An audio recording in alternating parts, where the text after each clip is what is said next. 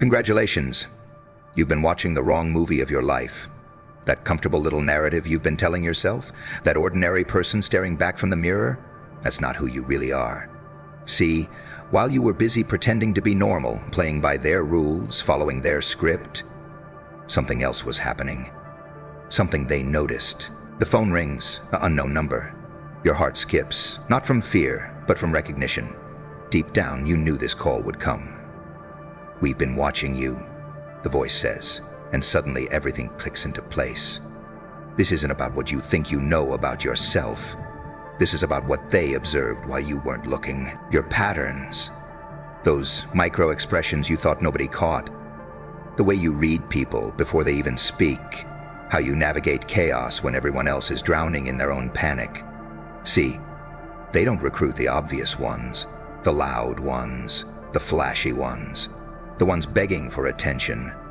They recruit the invisible masters, the ones who learn to survive by becoming psychologically untouchable, the ones who turned pain into power, rejection into strategic advantage, isolation into operational independence. You thought you were just getting by, but you were actually getting trained. Every betrayal taught you to trust your instincts over their words. Most people believe they're ordinary. Today, that lie dies. Today you discover that what you called survival was actually advanced psychological warfare. What you called getting through it was actually intelligence gathering. What you called being overlooked was actually the perfect cover for becoming danger. In a world of performers, you became the director. While everyone else was desperately trying to get on stage, screaming, "Look at me, look at me," you were studying the audience. You were watching the watchers. You learned something they never did. The real power isn't in the spotlight. It's in controlling who gets the spotlight. They noticed how you read rooms before entering them. That split-second pause at the doorway. Not hesitation, but calculation. You scan for power dynamics, exit strategies, emotional temperatures. While others stumble blindly into social minefields, you already map the territory. You know who's lying before they finish their sentence. Watch how you influence without speaking. That slight nod that makes someone feel validated. The strategic silence that forces them to fill the void with their secrets. The way you position yourself to hear everything while appearing to listen to nothing. This isn't manipulation, this is mastery. You learn to move people's emotions like chess pieces. You turn disadvantages into strategic advantages. Got rejected? Perfect. Now you know their weaknesses. Got ignored? Excellent. Now you can operate undetected. Got betrayed? Beautiful. Now you understand their true nature. What breaks others sharpens you. What destroys them educates you. This isn't about talent. Talent is common. Talent is everywhere, begging for recognition, desperate for validation. This is about something rarer. The ability to see the game behind the game. While others played checkers, you've been playing 4D chess in the shadows. And they finally noticed. You've been winning. Power isn't what you display, it's what you withhold. The loudest person in the room, they're compensating. The one making threats, they're desperate. But you learned the most dangerous lesson of all. True power whispers. True power watches. True power waits. Real power operators don't announce their moves. They don't need dramatic entrances or grand gestures. They engineer outcomes from the shadows. While everyone else is performing their power, you're actually using yours. You plant seeds of ideas in conversations, then watch them grow in other people's minds like they were their own thoughts. Study how you've unconsciously used silence as a weapon. That pause after someone asks you a question, it's not because you don't know the answer. It's because you're deciding how much truth they can handle. Your silence creates psychological pressure. It forces them to fill the void and reveal everything. You've mastered the art of strategic opacity. While others desperately overshare, trying to prove their worth, you remain a mystery. You let them reveal their weaknesses, their fears, their desperate need for validation. They tell you their secrets because you never tell them yours. Information flows toward you. never away from you. Your greatest strength isn't what you show the world. It's what you never let them see coming. The move they never anticipated, the response they couldn't predict, the psychological strike they didn't know was possible. You're not just smart, you're operationally dangerous. And that's exactly what they've been looking for. Every conversation is an interrogation. Every silence is intelligence gathering. You've been doing this your whole life without realizing it was classified training. That uncomfortable feeling when someone's words don't match their energy, that's your internal lie detector. That instant read on someone's mood before they speak, that's advanced psychological reconnaissance. Watch their eyes when they lie. The micro-dart to the left, the slight squint, the way their pupils dilate when they're about to deceive you. You've been reading these tales unconsciously, now make it conscious. Their face is a confession waiting to happen.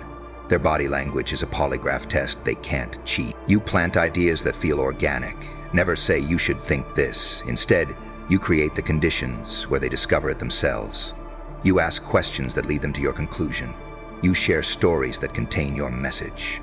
By the time they adopt your idea, they believe it was theirs all along. Emotional triggers are your scalpel. Everyone has them. Childhood wounds, insecurities, desperate needs for validation. You don't exploit them. You recognize them. Then you make people feel understood while learning everything about them. They open up because you make them feel safe. But safety is just another form of control. This isn't manipulation. This is survival in a world where information is power and naivety is extinction. Everyone is gathering intelligence. The question is whether you're the hunter or the prey. You've been the hunter all along. You just didn't know these were classified weapons. Sanity is overrated. Genius is misunderstood. You are both. While they called you difficult, intense, too much, they were actually describing your operational advantage. That darkness they feared, that's your strategic depth. That chaos they couldn't handle, that's your creative unpredictability. You don't think like them because you're not like them. The FBI doesn't want predictable soldiers. They have millions of those. Mindless followers who color inside the lines. They want unpredictable strategists. People who see solutions in the shadows.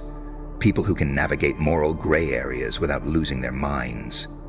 People who understand that sometimes the most ethical choice looks unethical to the crowd. Your ability to think outside moral boundaries isn't corruption. It's liberation. While they're paralyzed by what's right, you're calculating what works.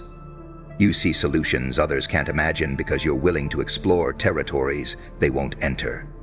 You remain calm in chaos because chaos is your natural habitat. The Joker understood what Batman never could.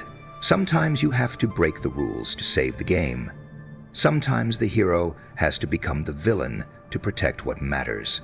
Sometimes sanity is just another word for limited thinking. Your willingness to embrace the darkness. That's not madness.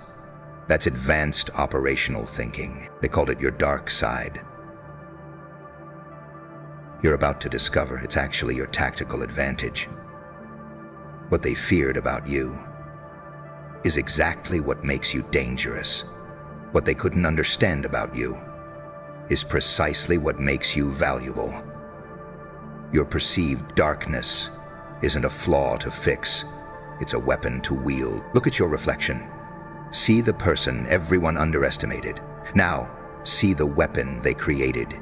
That face looking back at you, it's been through psychological boot camp. Every scar is a lesson. Every disappointment was advanced training. They thought they were breaking you, they were actually forging you into something unbreakable. Stop right now. List every time you were dismissed, overlooked, or underestimated. Write them down. Feel that familiar sting. Then reverse engineer those moments. Each dismissal taught you to move undetected. Each time they ignored you, you learned to observe them. Each rejection sharpened your ability to read their weaknesses. Your high school classmates who called you weird. They taught you that normal people are predictable. Your boss who passed you over, he showed you how threatened people reveal themselves. That friend who betrayed you? Perfect training in recognizing false loyalty. Every person who hurt you unknowingly contributed to your psychological warfare education. Each underestimation gave you strategic invisibility. While they looked past you, you were studying them. While they dismissed your potential, you were developing capabilities they couldn't imagine. Your pain wasn't punishment, it was training. The universe was preparing you for missions they couldn't comprehend. The FBI recognizes what you've become because they created the conditions that forged you. Every rejection, every betrayal, every moment of isolation, it was all part of your unofficial recruitment process. You thought you were surviving, you were actually graduating. Welcome to your real identity, operative. You've been ready for years. The most dangerous conversations happen in the spaces between words. That pause after they ask you something, that's not empty time. That's psychological pressure building. That silence forces them to fill the void with truth. While they're scrambling to break the uncomfortable quiet, you're watching them reveal everything they tried to hide. Master the pause. 3 seconds of silence after their question creates more pressure than any interrogation technique. They'll start talking, then talking faster, then saying things they never meant to say. Your silence becomes their confession booth. Your quiet becomes their chaos. Ask questions that reveal more than answers. What makes you say that? Forces them to examine their own logic. How did that make you feel? Opens emotional doors they can't close. What would happen if? Makes them imagine scenarios that expose their fears. Your questions become psychological scalpels, cutting straight to their core. Use their own words against them without them realizing. Remember what they said last week? Bring it back today in a different context. But didn't you say? Creates cognitive dissonance. They have to choose between contradicting themselves or admitting they were wrong. Either way, you win. Language isn't communication, it's control. Every word is a chess move. Every sentence is a strategy. Every conversation is a battlefield where information is the prize and psychological pressure is your weapon. You're not just talking to them, you're programming them, and they never see it coming. Everyone who hurt you was actually working for us. They just didn't know it. That person who ghosted you without explanation? Unconscious agent. Your mission? Learn emotional independence.